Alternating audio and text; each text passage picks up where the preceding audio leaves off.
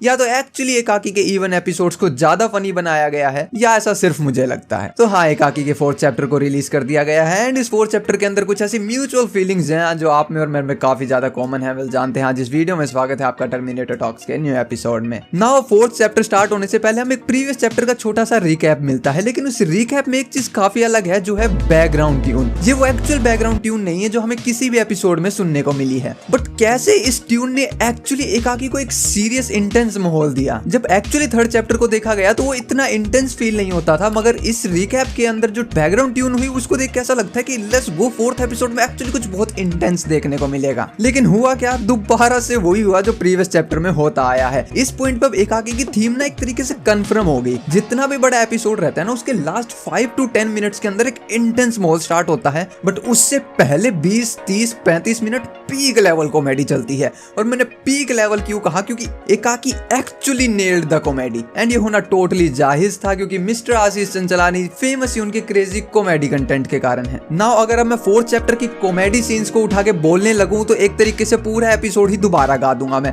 क्योंकि एक ऐसा सीन नहीं था जब मैं दांत नहीं फाड़ रहा था। पहले सीन से लेके इंटेंस पोर्शन स्टार्ट होने तक दांत ही दांत फाड़े हैं मैंने। या तो मेरी मोबाइल स्क्रीन में कुछ प्रॉब्लम है या मेरी टीवी स्क्रीन में कुछ प्रॉब्लम है, क्योंकि 4 में से 2 एपिसोड मैंने टीवी पे देखे और जो 2 एपिसोड देखे ना, इतना दांत फाड़ा है मैंने उसके अंदर। बट नो डाउट एक्चुअली वो काफी ज्यादा फनी है। तो इसके अंदर तो कितने ही पॉइंट्स का जिक्र किया जाए। सबसे पहले तो वो कहते हैं कि दारू फेंक दे, तो एक छोटा सा पोज आता है, हाँ चकना भी फेंक दे अंदर। बट चकना तो नहीं फेंका गया, लेकिन जब उस दरवाजे को खोला हम सबको लगा था कि शायद ये वो एपिसोड है जब हमें एलियंस का फेस रिवील करवाया जाएगा। बट हुआ क्या, एलियन के रूप में आते हैं हमारे तन्नी भैया। अब 1 सेकंड का जो तन्नी का सीन है ना, दांत फाड़ जाया करते 1 सेकंड के लिए पता नहीं मेरे को क्यों लगा कि हमें ज़ॉम्बीज देखने को मिलेंगे, क्योंकि एकाकी के अंदर हर चीज ट्राई पेल दो। पहले इसको हॉरर बनाया गया, देन ये रिवील होती है डैम ये साई-फाई है, एलियंस आ जाते हैं, तो लगे ज़ॉम्बी भी घुसेड़ देते हैं ना, सारे जोनरा कंप्लीट हो जाते हैं। बट एक्चुअली ऐसा कुछ नहीं था। लेकिन जो वो तन्नी भैया आए ना, अब तक स्टार्टिंग के 3 एपिसोड्स में जो तन्नी थे वो हमेशा से एक ऐसे बंदे हो रहे थे जो ग्रुप में फिट नहीं हो पा रहे थे,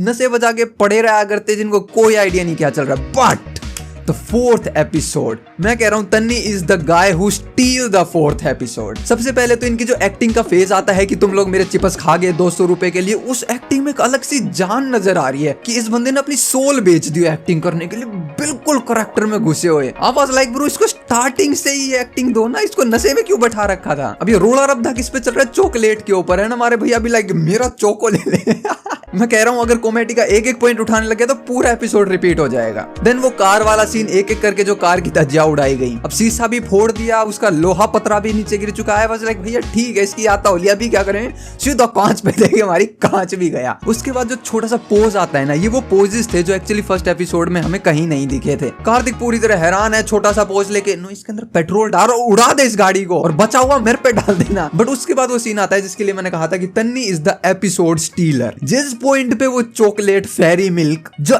एनिमेशन में चली जाती है, वहां मैंने कही थी कि यहाँ फूक दिया इन लोगों ने। यहाँ क्या फूक दिया, जान फूक दी। इसमें एक वर्ड नजर आया, पैशन, जो पैशनेट थे इस एपिसोड के लिए। वो जो गाने का सीन डाला, जो एक्टिंग डाली, वो बिल्कुल ही कहाँ एलियंस चल रहे हैं, मरने हो रहे ना, पूरा अलग ही घुस जाओ, पूरी जो करैक्टर में घुसाया गया वो बहुत फनी था ना। ले दे के हमारे तन्नी भैया की ऐसी तैसी भी पेल दी जब उनको जो खींचा गया, वो 7 सेकंड की जो उनकी जिंदगी का सफर था, वो बुलेट ट्रेन को भी बीट करते हुए जिनका थोबड़ा जाके लगा अंदर। बहुत सही कॉमेडी इस एपिसोड में। नाउ कॉमेडी के बीच में एक ऐसा मोमेंट भी आता है जो ऑडियंस भी ओ, जहाँ थिएटर के अंदर जहाँ महाराष्ट्र लोगों या मिस्टर रोहित शेट्टी, एक अनएक्सपेक्टेड सी चीज थी कि डैम मैन, ओके नाइस, खर्चा पानी अच्छा हुआ है। लेकिन उसी के बाद में जब वो एलियंस की गुद्दी पकड़ लाया, उनको लॉकर में बंद कर दिया, उस टाइम थोड़ा सा मेरे को लगा कि क्या चल रहा है ये, कहीं कोई प्रमोशन तो नहीं है या मैं एड देख रहा हूँ एक मूवी के बीच में, क्योंकि उस टाइम पूरा जोनरा सिनेरियो सभी बदल दिया, कॉमेडी कुछ ज्यादा ही होगी। नाउ पुलिस वाले बोलते हैं कि महाराष्ट्र में मराठी बोलने का। अब ये डायलॉग हो सकता है महाराष्ट्र वाले लोगों के लिए बहुत ज्यादा फनी हो, बट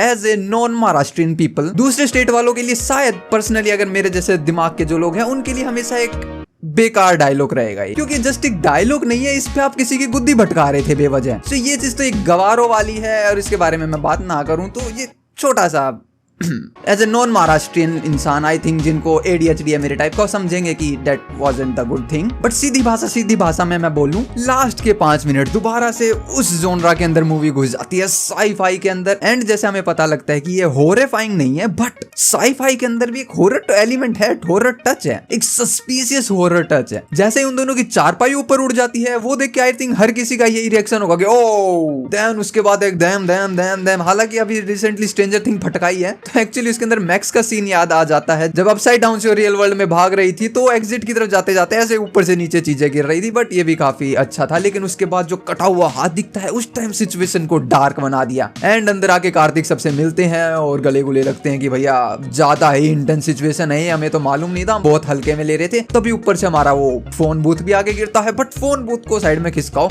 एंट्री होती है एक मिस्टीरियस इंसान की। ना वो मिस्टीरियस इंसान कौन है, क्या वो एलियन है या वो जादू के बड़े पापा हैं? वो एक्चुअली ना एलियन है ना जादू के बड़े पापा हैं। आई थिंक ये वही है जिनका समय आ गया है शो में दोबारा आने का, या हमारे वॉचमैन। प्रीवियस एपिसोड में मैंने कहा था कि वो गायब हो जाते हैं, उनको आंटी उठा ले जाती है, ना वो आंटी कोई घोस्ट है ना एलियन है। अब हमारे वॉचमैन जिंदा है और उनको पता है, अब वो दोबारा से एंट्री मारेंगे और वो उनको बताएंगे कि यहाँ पर चल भी क्या रहा है। इसके पीछे के रीजन 2 ही हैं, एक तो वो एलियन नहीं हो सकते क्योंकि वो ऐसे चल के तो आने से रहे, दूसरा इस गाँव के अंदर जो कार्तिक और दोस्त है उनके अलावा कोई है ही नहीं। तो इससे कन्फर्म होता है वो एक इंसान ही है, बट लेकिन वो इंसान वो लेडी नहीं है जो हमें भागती हुई दिखाई थी एज ए गोस्ट, क्योंकि वो लेडी एक तो व्हाइट कपड़ों में है, जो आई थिंक व्हाइट कपड़ों में रहेंगी। ऐसा नहीं है कि वो लॉन्ड्री के लिए दे दी अब काले कपड़ों में आ जाएंगी। एंड वो एक मेल जेंट फिगर थी। बाकी क्या होएगा वो तो नहीं पता, बट एक चीज जरूर पता है, वो सब्सक्राइब बटन तो दबा दो, क्योंकि यहाँ तक देख रहे हो तो एंटरटेन तो होए हो, और अगर एंटरटेन होए तो सब्सक्राइबर मैं भी डिजर्व करता हूँ। मिलते हैं नेक्स्ट वीडियो में। आप देख रहे थे टर्मिनेटर।